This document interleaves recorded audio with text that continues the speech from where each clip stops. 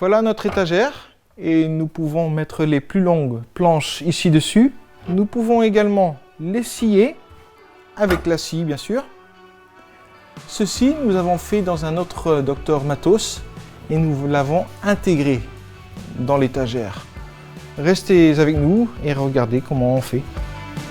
Nous allons prendre des poutres robustes pour les montants et les supports. Nous choisissons du contreplaqué en 2 épaisseurs, 6 mm pour les éléments de construction et 12 mm pour les étagères. Et avec un MDF lisse, nous réalisons un collecteur pour la poussière de scie. Le rayonnage mural est modulaire, ce qui vous permet de l'adapter à votre espace de travail. Il suffit d'esquisser le plan adéquat à l'avance. Nous ne commençons pas au niveau du sol, mais légèrement au-dessus. De cette façon, les poutres n'absorberont pas l'humidité lorsque vous nettoyez le sol. Mesurez la hauteur. Dans cet atelier, il y a un tuyau monté en surface et donc nous interrompons nos montants à cet endroit. Sciez une poutre à la bonne taille.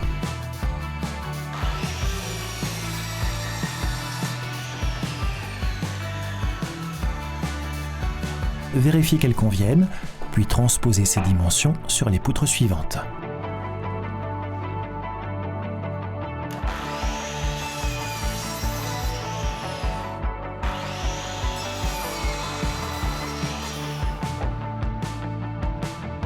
Nous préperçons plusieurs trous dans chacune de ces poutres à la taille de nos chevilles à frapper, tous les 30 cm environ.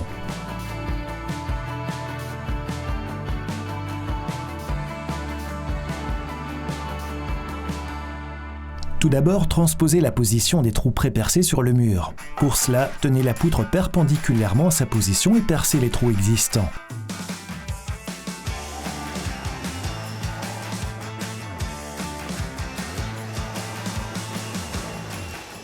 Ensuite, percez les trous dans le mur.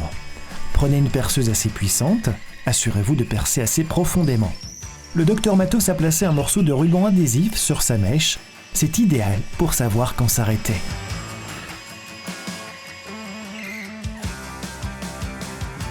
Pour une fixation solide, optez pour une combinaison de mastic polymère et de chevilles à frapper. Choisissez une colle très forte, car le rayonnage mural va avoir son poids.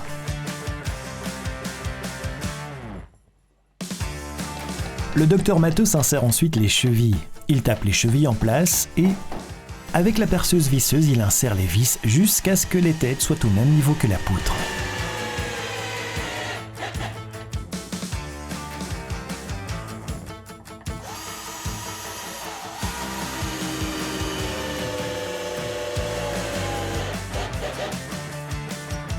Déterminez ensuite la position de la deuxième poutre et vous percez aussi.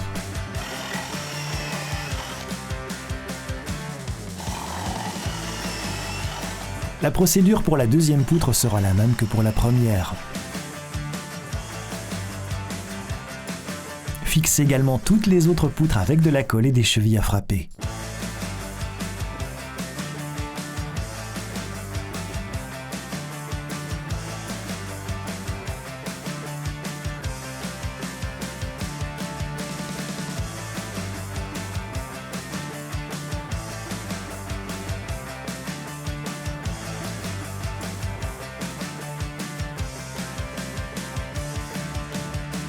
La série de montants au-dessus du passage de câble s'assemble de la même manière.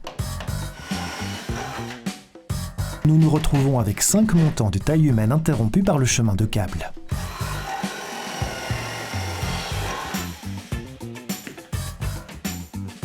Les bras de support sont constitués de 2 panneaux de contreplaqué et au milieu d'une poutre d'extrémité. Mesurez la longueur requise pour les poutres et les planches. Il vous faut 5 poutres et 10 planches.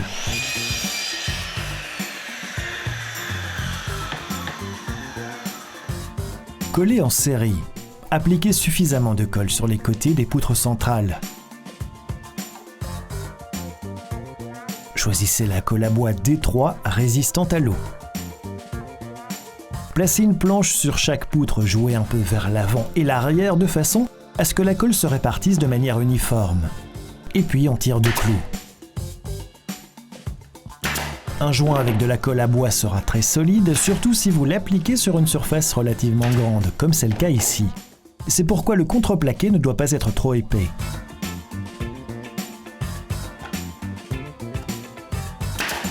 les clous, les deux premiers maintiennent la planche en place, mais pour que la colle à bois durcisse correctement, serrez bien les deux parties ensemble. Ajoutez quelques clous supplémentaires dans toutes les planches.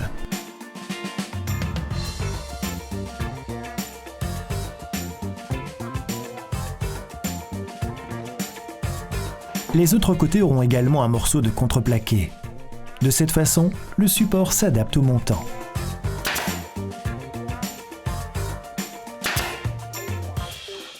Pour la fixation, on commence par pré-percer. Nous perçons 3 trous de chaque côté.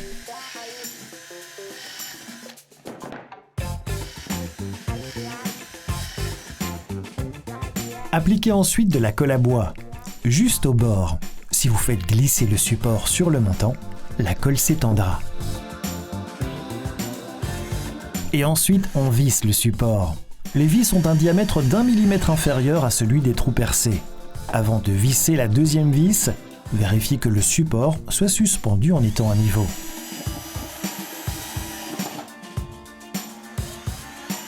Il vaut mieux visser d'abord les supports extérieurs et ensuite seulement les supports intermédiaires. De cette façon, ils seront bien alignés.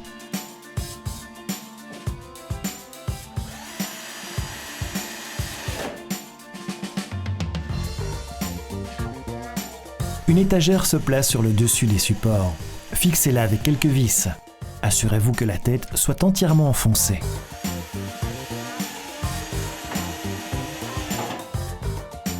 Il y aura également une étagère en dessous des supports. Nous allons y encastrer les montants. Dès lors, nous avons temporairement installé une étagère juste en dessous des supports, juste contre les montants.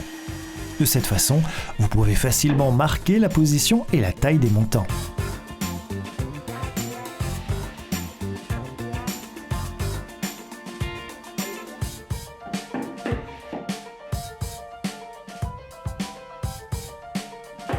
Prenez votre planche contre les montants et à l'aide d'une scie à métaux, réalisez des encoches dans la planche.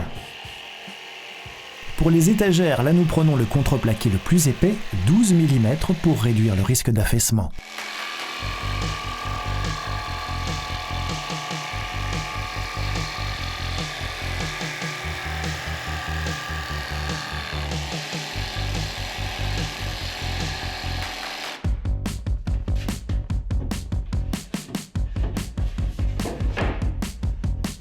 Et voilà, il s'adapte parfaitement. Mettez un serre-joint dessus et vous aurez les mains libres pour visser l'étagère.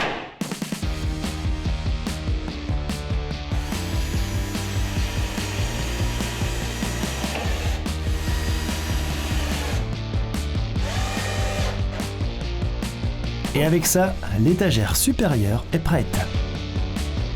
Pour l'étagère arrivant en hauteur de travail, nous fabriquons des supports doubles et élevés.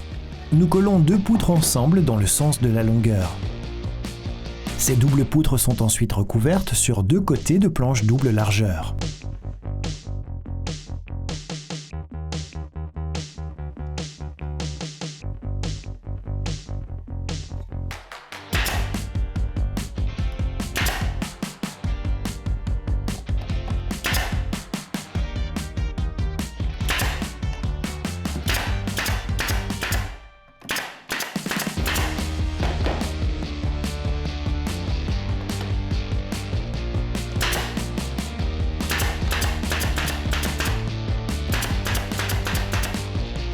Nous plaçons ces doubles supports sur nos montants à hauteur adéquate pour travailler.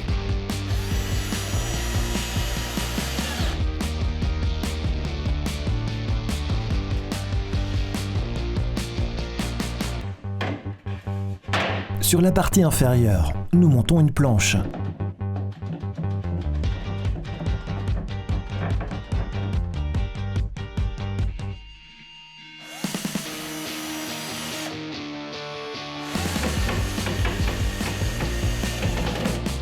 Pour la planche supérieure, nous travaillons autour des montants, donc nous les indiquons d'abord.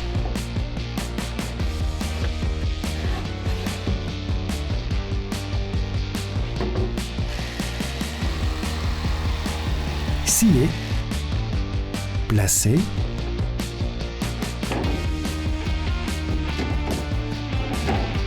visser.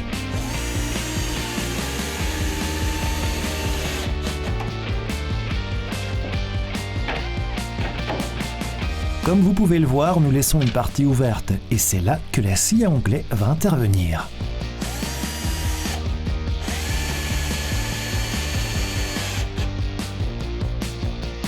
Le docteur Matos réalise une troisième planche tout en bas. La méthode de travail est identique aux précédentes.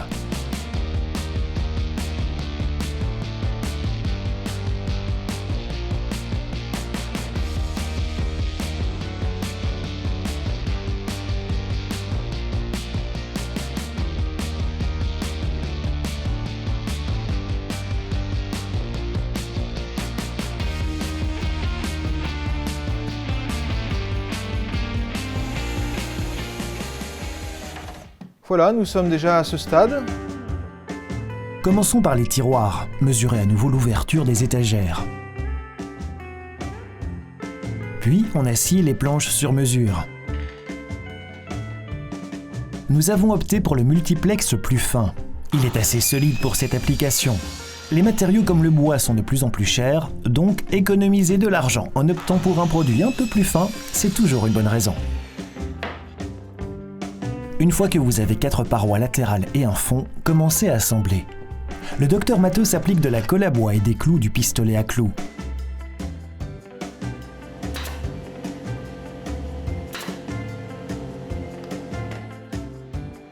Commencez par fixer les 4 parois latérales les unes aux autres. Prenez la plaque de fond du tiroir comme modèle. De cette façon, tout sera bien droit.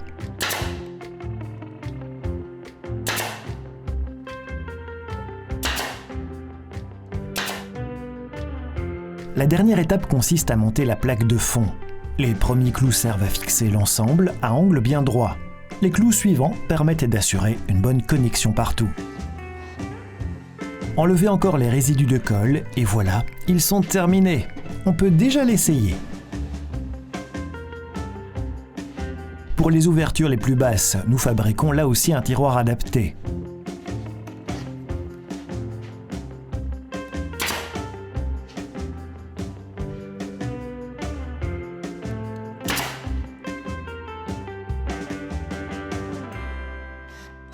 Percez un autre trou au milieu du panneau avant pour les doigts, une façon simple d'ouvrir vos tiroirs.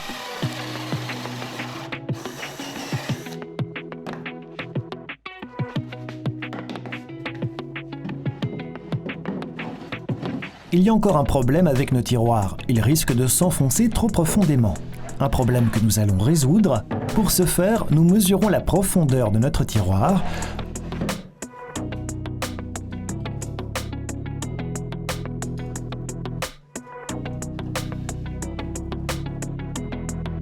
Nous indiquons ces mesures et on ajoute un bloc d'arrêt.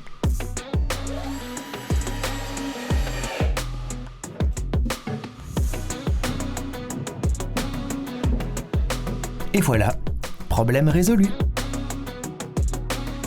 Nous avions laissé une ouverture pour notre scie à onglet. Comme pour nos autres machines, elle est montée sur un bac, vous avez pu le voir dans une précédente émission. En plaçant la scie, nous constatons la grande différence de hauteur entre la table de sciage et l'étagère adjacente. Eh bien, nous allons éliminer cette différence 5 cm avec une barre appropriée. Percez quelques trous à l'avant des 2 poutres et vissez-les au bras de support.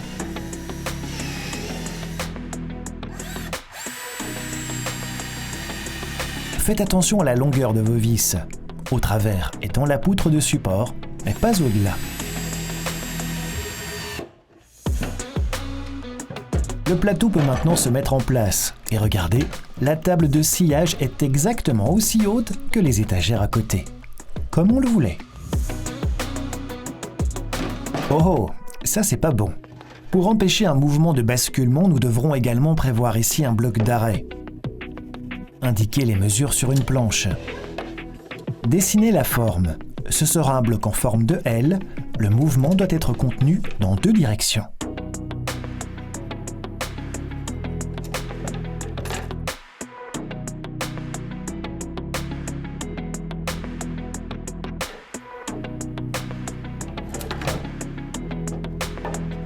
Le plus simple pour découper une telle forme, est bien votre scie sauteuse.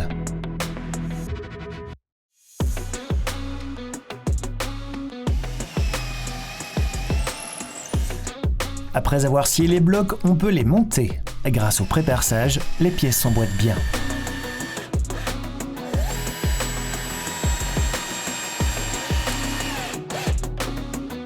Et là, c'est parfait. Le sac à poussière est retiré. La poussière sera redirigée vers le bas à l'aide d'un large tube flexible. Nous allons y placer un bac de récupération. Nous avons choisi du MDF pour réaliser ce bac. Il est plus lisse que le contreplaqué et il sera donc plus facile de bien le vider. Pour fabriquer un bac comme celui-ci, c'est de l'expérience. Vérifions si le matériau est scié aux bonnes dimensions.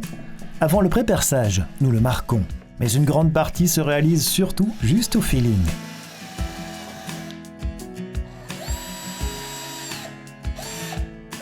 Les 4 parois latérales ensemble, et puis le fond, et tout se fixe à angle droit.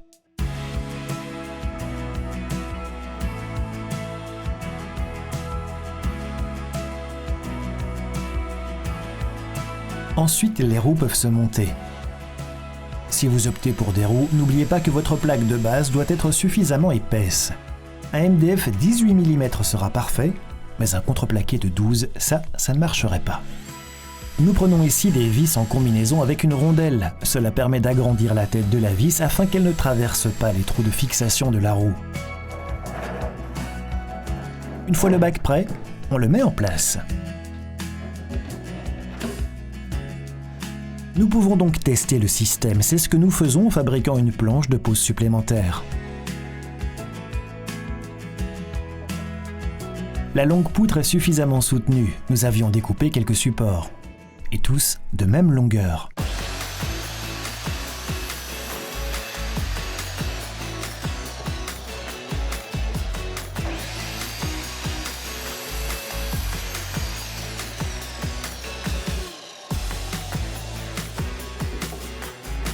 Puis nous avons aussi scié le contreplaqué. Ces éléments sont un peu plus longs. Et vous le remarquez, notre planche est soutenue de chaque côté pendant le sciage. Et ensuite, nous pouvons assembler et accrocher les supports. Veillez à ce qu'ils soient tous suspendus à la même hauteur.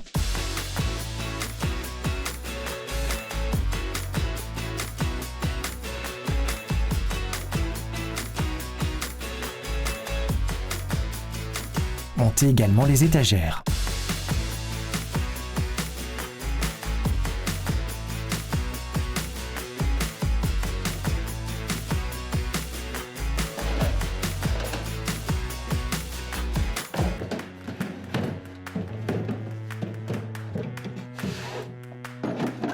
Et ça marche!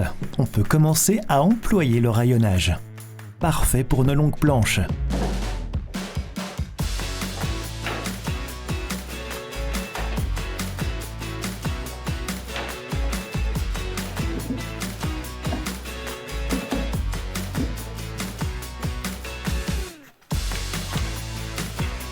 Voilà, l'étagère est prête. Et bien vraiment, honnêtement, je suis content de l'avoir terminée. Premièrement, j'ai mis d'abord un peu de temps à la faire, mais donc pour les prochains projets, je suis sûr de gagner un peu de temps. Alors, regardez toujours les Dr Matos et moi je vous dis à bientôt. Au revoir.